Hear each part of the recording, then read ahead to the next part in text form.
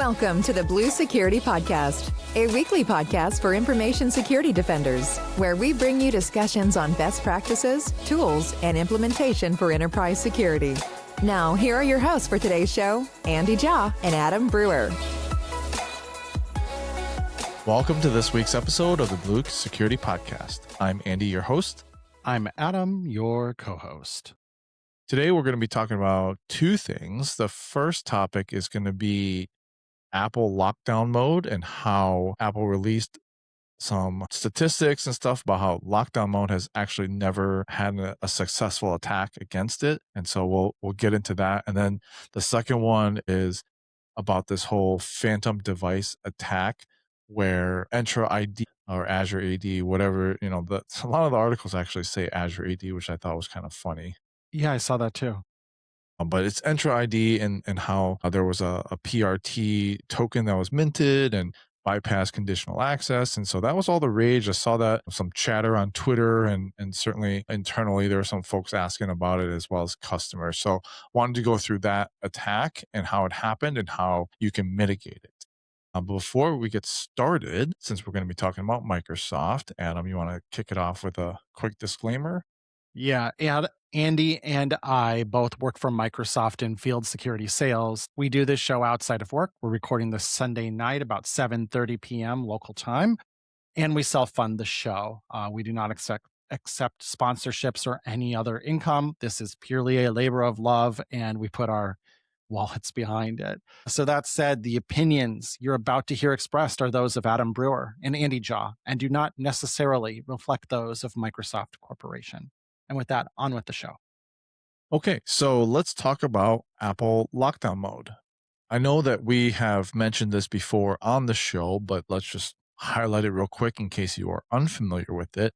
Lockdown mode is something that is built into the iOS operating system. It is opt-in, so it's not enabled by default, but it is a system hardening feature that was introduced by Apple in 2022, specifically for high-risk individuals. So think like if you're press in or a CEO or maybe, C-suite of a major company, probably like anyone in high-level government. Those are the people who probably would look at this if you're working in a sensitive area or have some sort of secrets that you need to guard. These are the folks that are more susceptible and probably should look at it. It's really not for the average user, although it is available for anyone to use. And certainly like at organizations where you might think about this is something that you can enable for your users.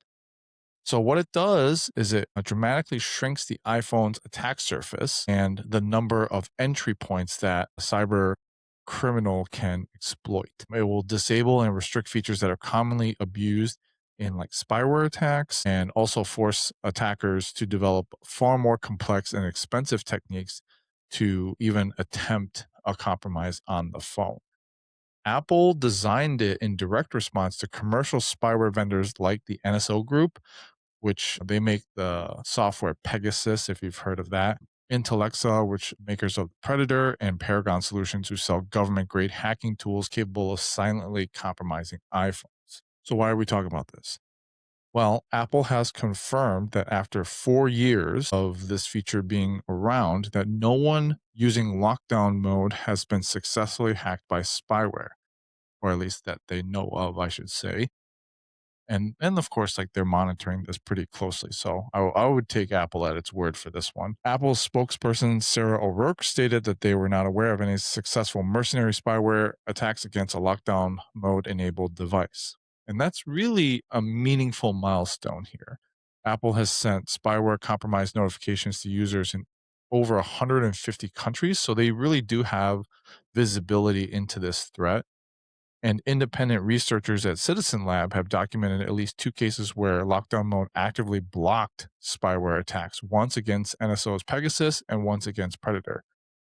And then in one more other document case, security researchers at Google found that spyware simply bailed out of its attack attempt when it detected lockdown mode. So attackers basically gave up rather than risk exposure. Apple's cybersecurity expert Patrick Wardle called it one of the most aggressive consumer-facing hardening features ever shipped. So if you're thinking about using this, and again, we've talked about this before, but just kind of highlighting the trade-offs if you were to enable it.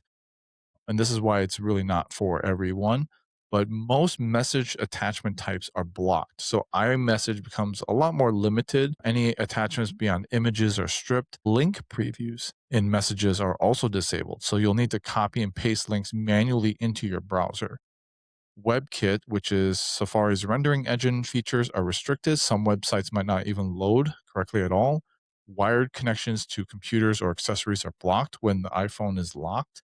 Configuration profiles cannot be installed, which prevents certain MDM management, mobile device management enrollment. Now, we've mentioned this before, but it is worth noting that if the device is enrolled in MDM and then you enable lockdown mode, it will keep the MDM profile.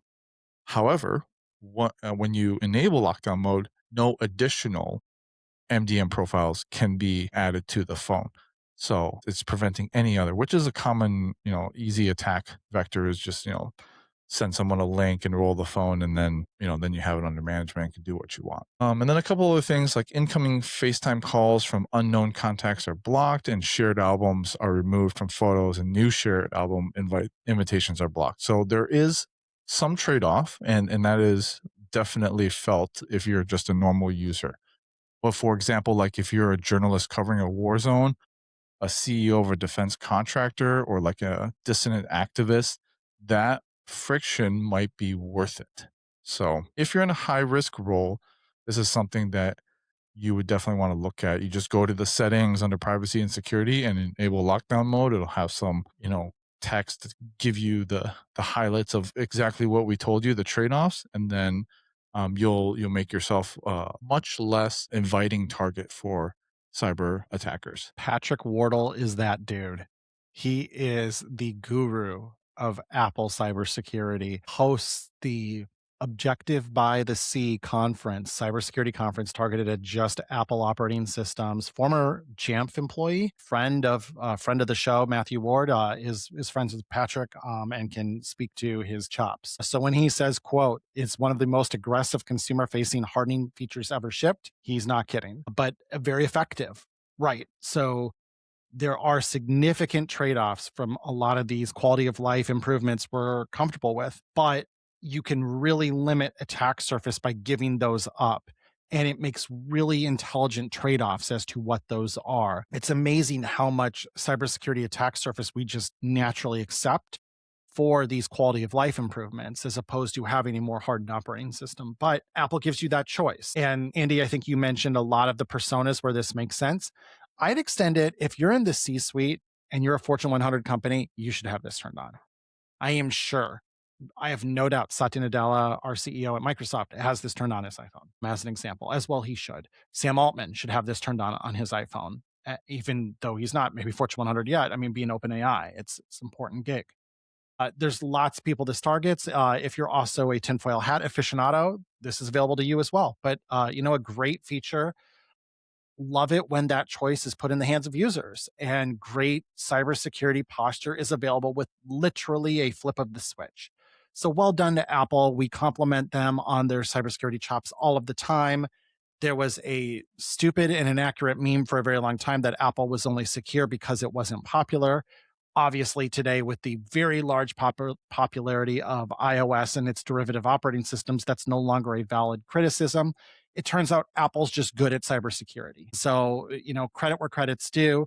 And then, going back to the quote from Apple spokesperson Sarah O'Rourke, Apple doesn't lie when they speak publicly, and they tend to do less of what I call corporate weasel language than a lot of other orgs, where they will say something that is, if you parse it like an attorney, factual, but not really honest.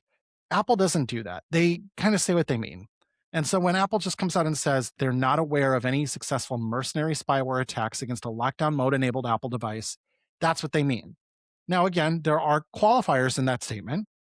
They're specifically saying mercenary spyware. What's not mercenary spyware? I mean, you can make that distinction. You can also say they're not aware. Well, They can't talk about it if they're not aware of it. So, of course, there could be a text they're not aware of. Fine. Sure, you could poke holes in that statement, but if you just take it at face value, it's still impressive. So, hey, well done, Apple. We talk about kind of doom and gloom sometimes in cybersecurity a lot.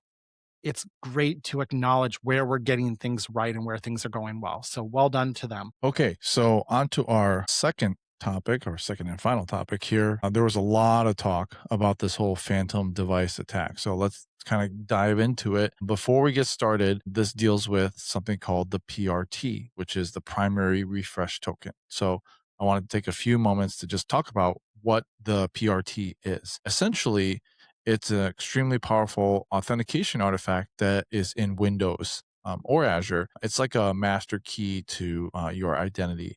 And so when a Windows device is joined to Azure AD or Entra ID today, it gets issued a PRT. That token is then Hold on. Before you go further, I want to clarify because the way you worded it is open to interpretation. So I'll just be crystal clear. PRTs apply both to hybrid join as well as Entra join devices. correct. Both scenarios, you get PRTs issued to the device. So if you are hybrid joined, which if you're not familiar with, means you're still on-premises domain joined to Active Directory domain services. And then you also have kind of a registration, not a full join to Entra ID as well. That's hybrid join. And then there's also just Entra join, which means your primary and only device identity is tied to Entra ID. There is no relationship with Active Directory domain services on premises. It's a cloud joined device effectively. Both scenarios get PRTs. Just wanted to clarify that. Continue. Correct. So what I should have said is it's also if an Entra registered device happens, because Entra registered devices also get PRTs. So it's an artifact that lives anytime you've authenticated successfully on a device to Entra, whether it's joined or registered, the device will get a PRT. And so that's issued. It sits on the device. It is then used to obtain access tokens for your cloud resources like Office 365, SharePoint, Azure, so on and so forth, without you having to re-authenticate each time. Very different than like a browser, because it's similar to like a token that gets issued in the browser, like a session token, which then you would exchange for access tokens. But this one sits at the device level, so specific to Windows, and it's the mechanism that really is responsible for single sign-on across any Microsoft service on a Windows device. The PRT does carry a cryptographic device claim, so it says like this is access coming from a trusted compliant device. Conditional access policies can use those claims to decide whether or not to allow access or deny access. And in a normal, healthy environment, the PRT is hardware bound, which means that it's stored on the TPM chip, which makes it extremely difficult to steal or fake. So the problem here is what happens if you can generate a PRT for a fake device? Andy, I'm going to nitpick one thing. A PRT does not say a device is compliant. Okay, that's fair. This is where like being precise with the language matters, and we'll get into this more a little bit as we go through it. Sometimes there's misconceptions around a registered device, a recognized device that's part of our organization is not equivalent to is compliant. And we'll unpack that later, but I just want to put a pin in that one point. A PRT could say this device is from your organization and you can trust it. But it doesn't say this is past point in time attestation right now. All of these variables that you're looking for are set to this way. The PRT itself doesn't do that. So we'll unpack that more in a moment, but I just want to put a pin in that point. And it's easy to slip on the language there. And we'll figure out, you'll understand why in a little bit. So it's a little teaser for as we go through the rest of this. Yeah, thank you for that call out. That is absolutely correct there. Okay, and then the other thing I wanted to touch on is device code flow, because that was also abused in this attack. So if you haven't heard about device code flow, just a real quick explanation of what that is. It's OAuth 2.0 authentication that originally was designed for devices that can't easily display a browser or accept keyboard input. So a really good way to just understand this is like when you authenticate to Netflix for like your Apple TV and it has like a QR code that Disney Plus, Paramount Plus, Hulu, you name all it, of that. HBO Max, all of them Yep. authenticate with that. Device code flow. Yep. And so that also works for Microsoft because like, there used to be like Surface devices or really any device. There's like there's a OAuth standard that allows you to authenticate to Microsoft services on a device that you can't type or you can't, have a browser display so that you can go log in. So for example, then you can like generate a short code and say, go to Microsoft.com/device login. Then they go to their phone, go to that and bring up the browser. And then it flows that authentication over to the device, like the TV or signage or something that then will log them in. There's a security risk to this because this flows target from the device registration service endpoint rather than the standard token endpoint, meaning conditional access policies that normally guard the logins on the device don't automatically intercept it on the new device, that is. And then secondly, it's heavily abused in phishing. So an attacker can generate the device code themselves, then send a convincing email to a victim, and then the victim will then enter the code thinking that they're verifying the account, and the attacker's machine then receives the access token.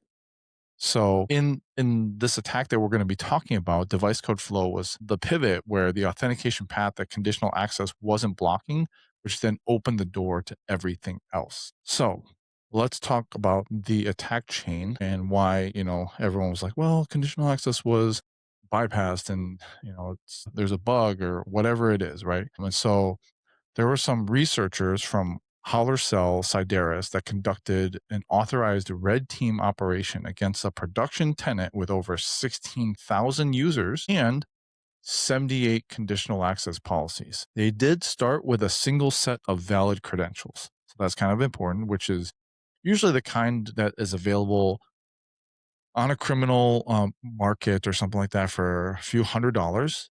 But with that, they were able to achieve full global administrator access. And how did they do that? Well, first, they tried the direct authentication. They tried the stolen credentials, which was blocked via conditional access. So that did its job. But then they pivoted using OAuth flow. So the standard resource owner password credentials, ROPC, grant was also blocked, but the device code flow, which targets the device registration and service endpoint rather than the normal token endpoint, was not intercepted. So the tenant that they attacked actually did have a policy specifically designed to block device code flow. This is part of Entra conditional access. There's a checkbox for device code flow, and you can just check that as a condition, and then the access you can block. But in this case, it was sitting in report only mode. So it logged the attempt, but it didn't do anything else. So the token was actually obtained. Coincidentally, this is also kind of the same entry vector that Storm 2372, which is a suspected Russian state aligned threat actor, has been exploiting at scale since August 2024. And they target governments, defense contractors, healthcare, and critical infrastructure in Europe and North America. So once they had the valid token, Let's just pause there because I'm going to, go ahead. every time you go through these, I'm going to pipe in and say, okay, device code flow should be blocked. Yes. If you are not blocking it for every possible scenario, except carve outs for only the scenarios where you must leave it enabled, go and turn off this podcast, go and block it right now. Like listeners, like I'm going to keep jumping in. I'm like, this is bad. Go fix this. Here's your first one. Device code flow blocked unless you must have it and only allowed for scenarios you had it. Had the organization done that, and this is in Microsoft documentation, this is documented as Microsoft recommends you disable this, the attack does not continue. So there's your first chance to prevent this attack.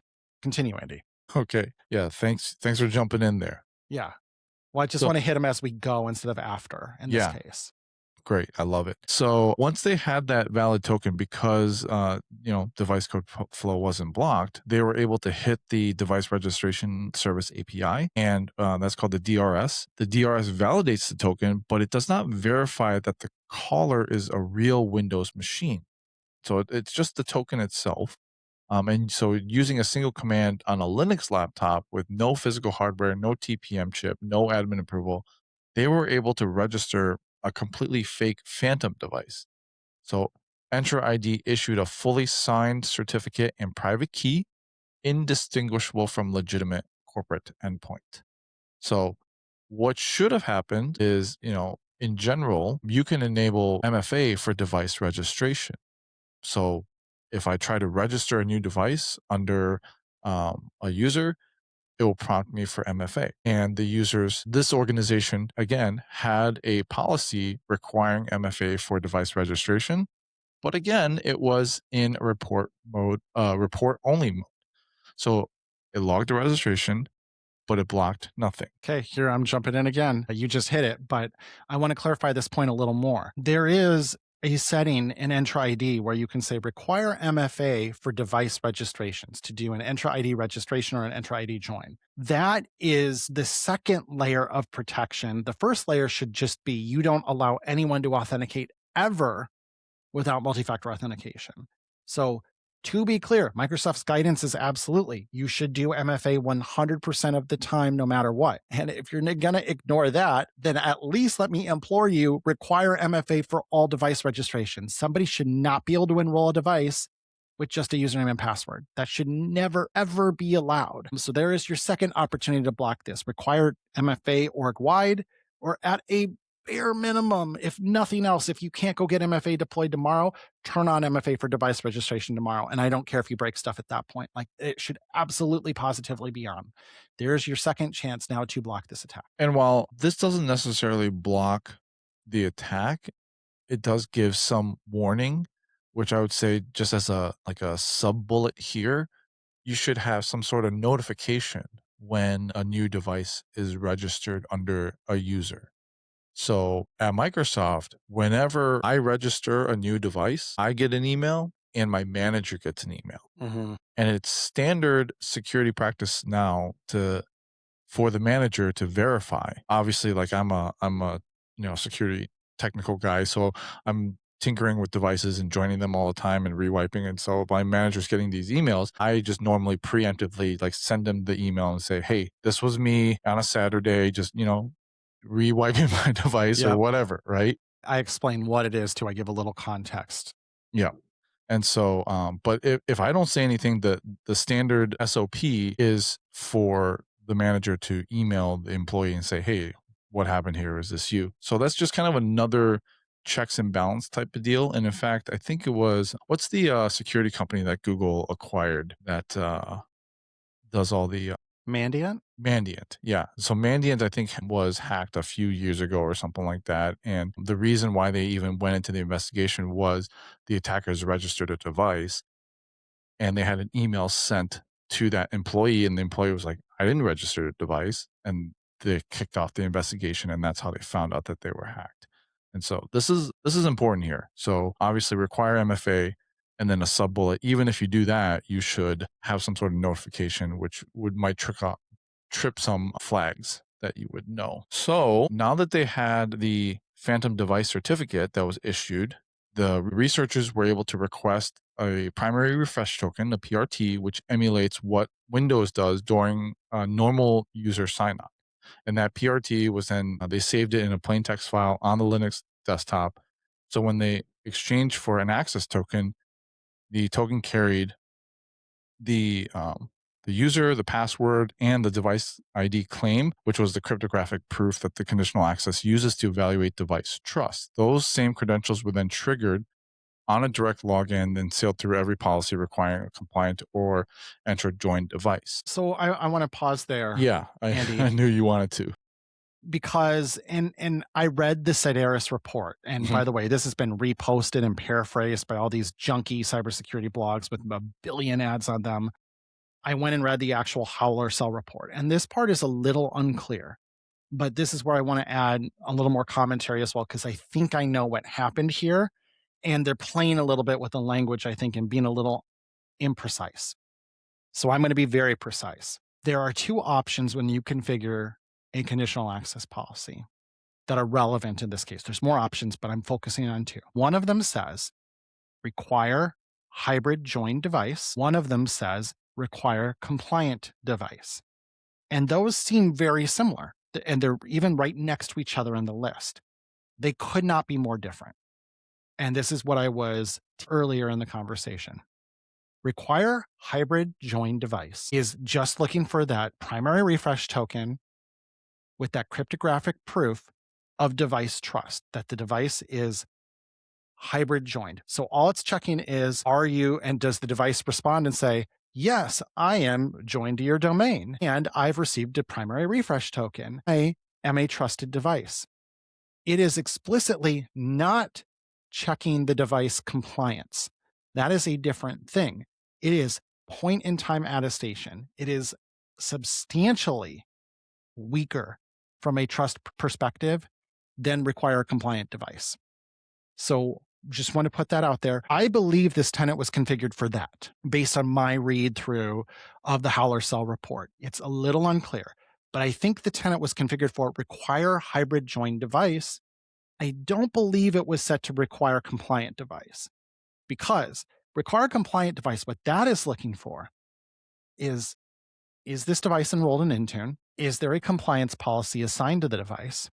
Has it successfully completed the compliance policy? Does it show all green check marks effectively? Oftentimes, you can configure there to be some sort of grace period where the device won't get kicked off if it's not compliant until a certain number of hours have passed. You allow some time for evaluation of that compliance policy to complete when a device is initially enrolled.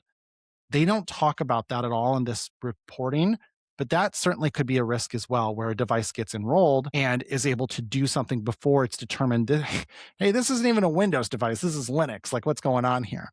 But compliant device is the one that will look for, like, what is the current risk profile of Defender for Endpoint? Is BitLocker enabled? Is the password a certain length? Is the version number this or greater? Is this feature turned on? Is that feature enabled? So on and so forth.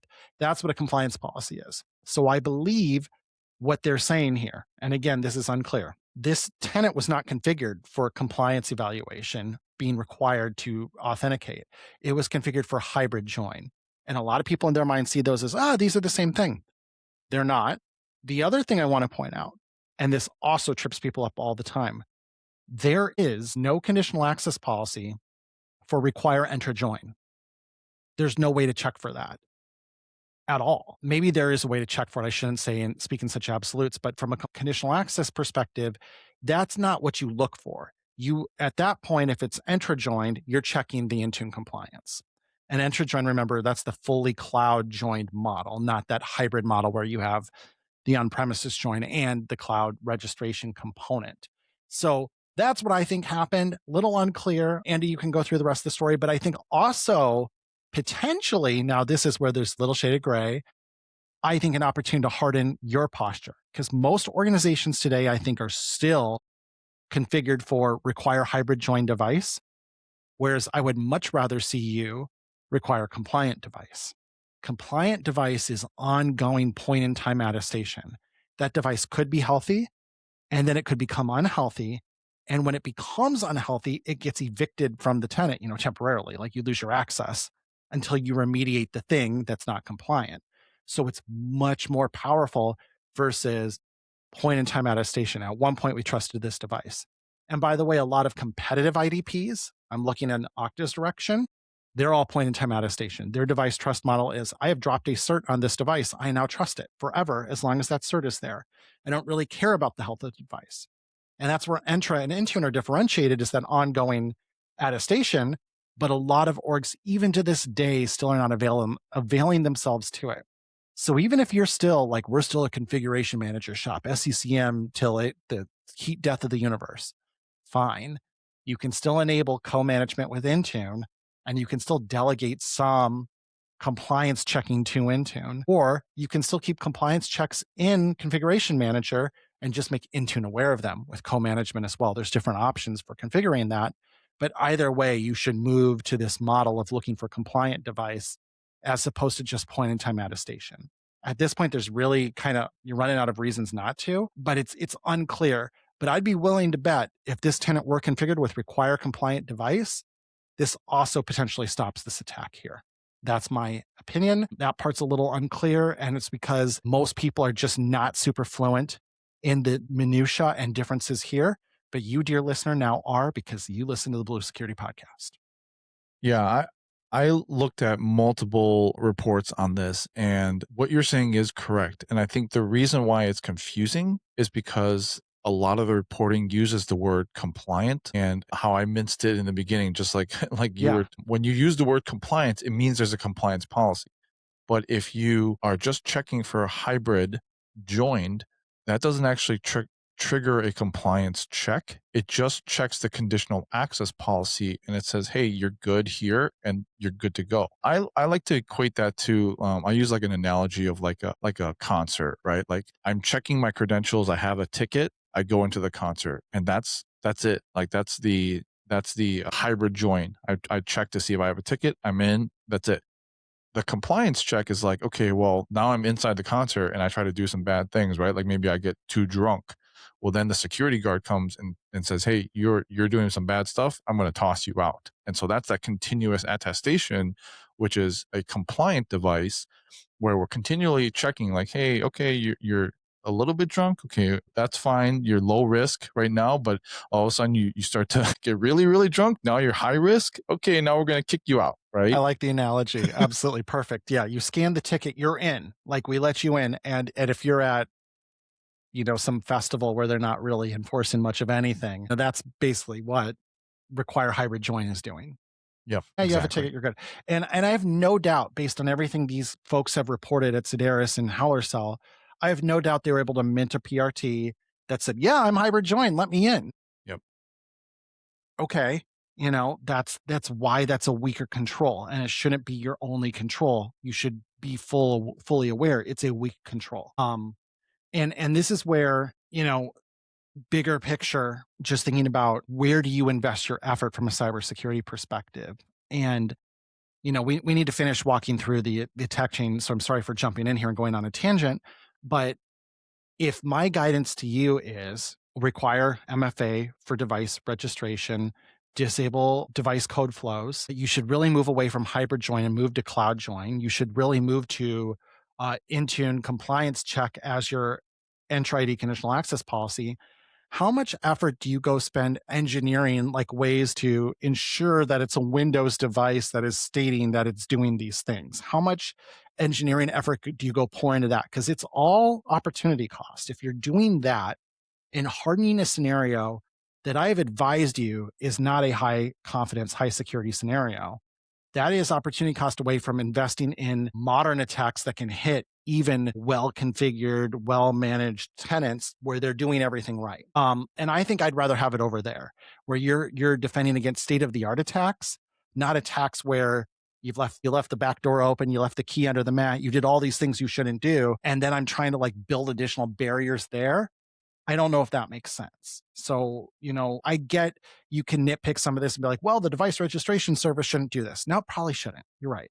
But how much engineering effort do you put into that when really we shouldn't have anyone enrolling devices that we have not done two-factor authentication on, kind of thing. So anyhow, let's continue with the attack chain here. Yeah. So one thing that they did after they had the PRT token claim, the device claim, they ran a tool, a road recon, which was able to enumerate the entire tenant. So they were able to enumerate all the users, the groups, the devices, and also all the full conditional access policies, which they were able to see that there were 57 policies enabled, 14 in report only mode, and 7 disabled. And 2 of those report only policies, which we talked about, would have stopped this attack in its tracks.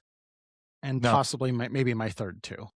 right. And so they did, this is where the reporting and kind of the nuance kind of meet, where they talked about defeating Intune MDM compliance, but we kind of went through that, where if it was requiring a compliant device, that's actually a little bit different, because if you're just requiring hybrid join, which they did here, you basically bypass any type of compliance policy check on the Intune side. That's different if you were using like Mecum or something like that, and you had a compliance check there and it's being managed there. But this is again where there's a nuance of hybrid join.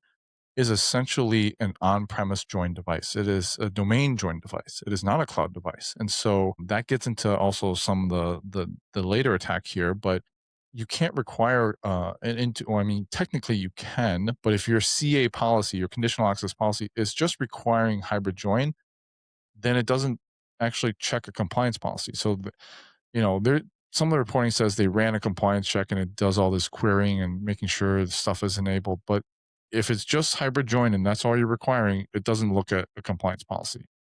Or maybe they have it configured where it was in conditional access policies, you can do and or Mm, logic. You can pick, do I want and logic? Do I want or logic?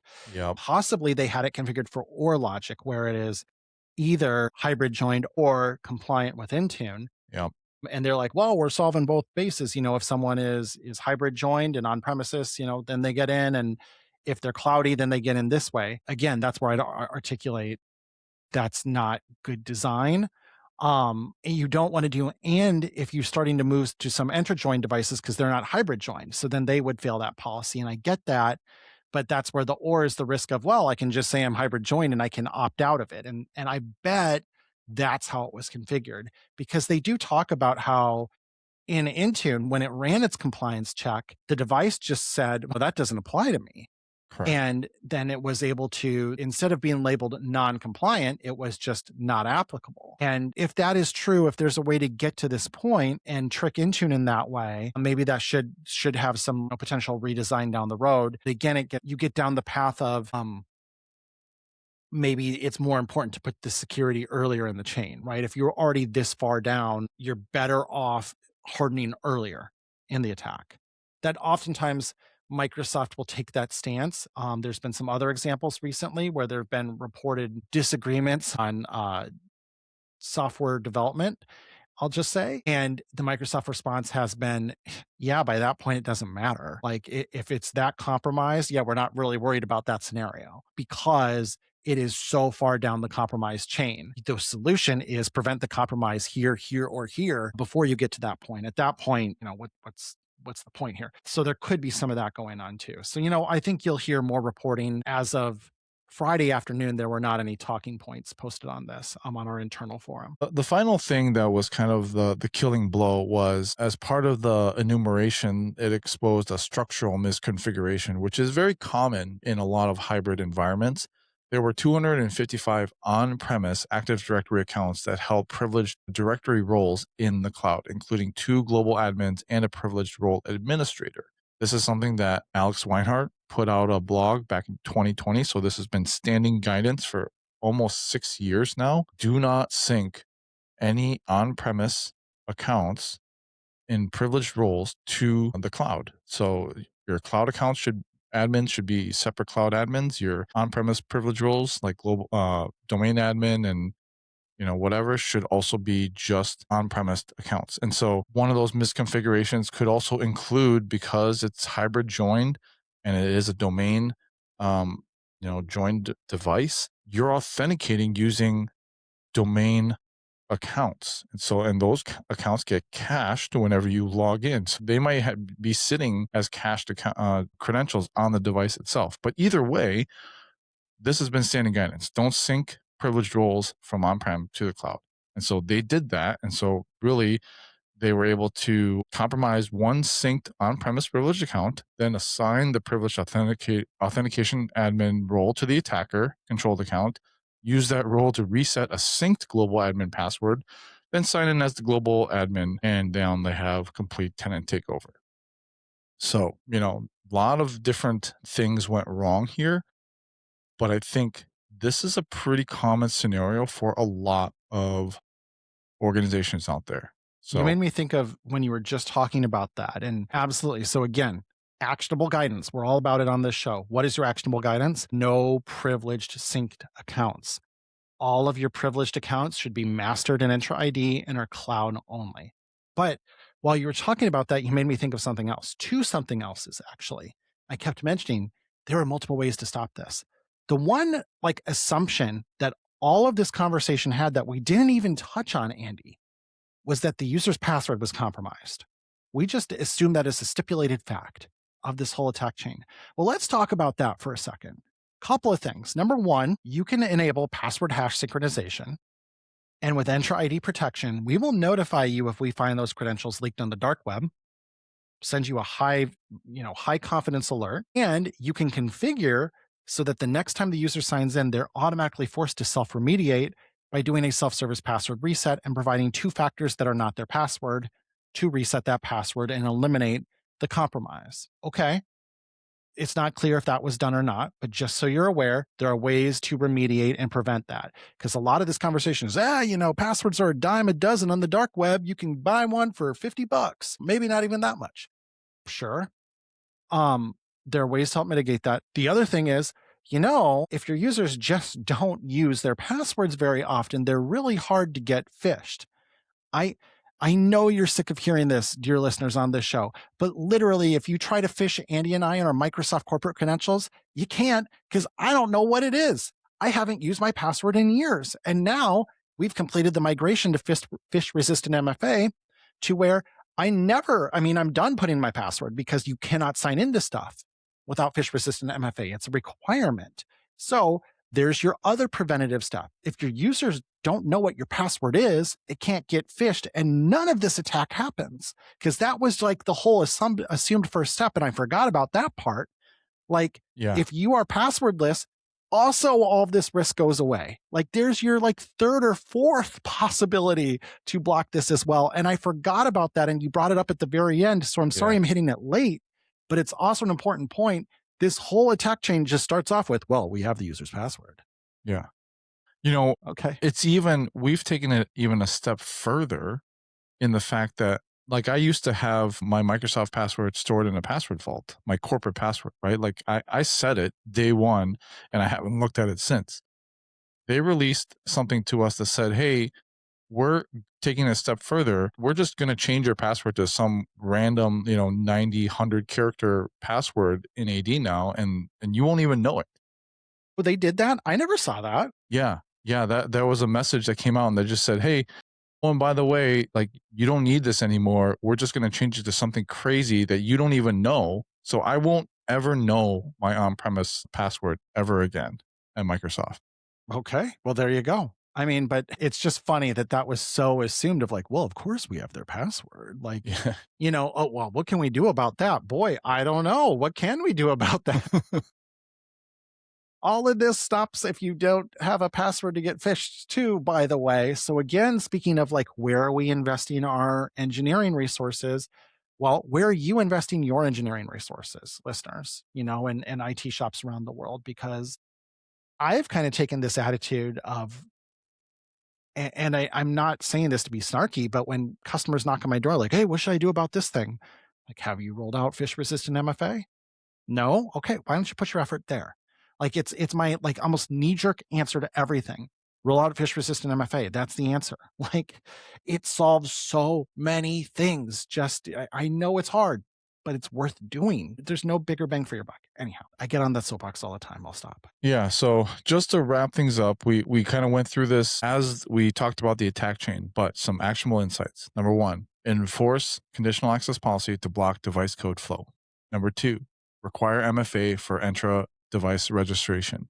Number three, don't sync your on-premise users into privileged cloud roles. Number four, obviously do an audit of all of your conditional access policies. Anything that's in report only mode, that's all it is. It's just going to log the attempt. So make sure that if it's something that you want to enforce, start enforcing it. Do a test group, roll it out, and then turn it on for all of your users if that's something that's in a critical category, like one of these two things that should have been done here. And then number five, start requiring compliant devices. So use, instead of the hybrid joined in conditional access policy, force device compliance. Now that will, if you're kind of still in the hybrid join phase, that may take some time, but that's something worth what, like I'm saying, it's worth your engineering effort. It's worth your time to move to that because it is continuous device attestation rather than, hey, you have a hybrid join device and that's it. That's a good place to start. Reusable. it's reusable. When you move to requiring device compliance as a hybrid join device, guess what? That's your only option when you move to cloud join anyway. So you would have had to do the engineering effort then. So it's not like it's dead end engineering effort. It is future state engineering effort that you get to do early. And then you pull that effort out of the project to move to cloud join, which if you're, you need to be doing as well. But that way, a lot of orgs get really wound up, and it's one of the first shows we ever did, and we did several on it, Andy, early in our 2020 years on the show. Yeah. We talked about Entra join devices, and people get wound up and make it more complicated than it is. Pulling that effort forward on getting to device compliance checking as part of your CA policies, doing that early is a great move, because that is not complexity with the cloud join move to Entra join then. And then when you do that, it's an easier lift. So I actually recommend doing that. It's the right order of operations. All right. A lot of information here today. Hopefully you stuck around because, man, this was a great show overall. So thanks for listening and watching. As always, our contact information along with the links that we used for our notes and our show will be in the show notes. If you have any questions or topics you want us to talk about in the future, just email us. Thanks. We'll talk to you guys next week. Thank you for listening to the Blue Security Podcast. Please check out the show notes, catch up on episodes you may have missed, and subscribe so you don't miss any future episodes. Find Andy on Twitter @AJaw0 and Adam @AJ Brewer. See you at our next episode.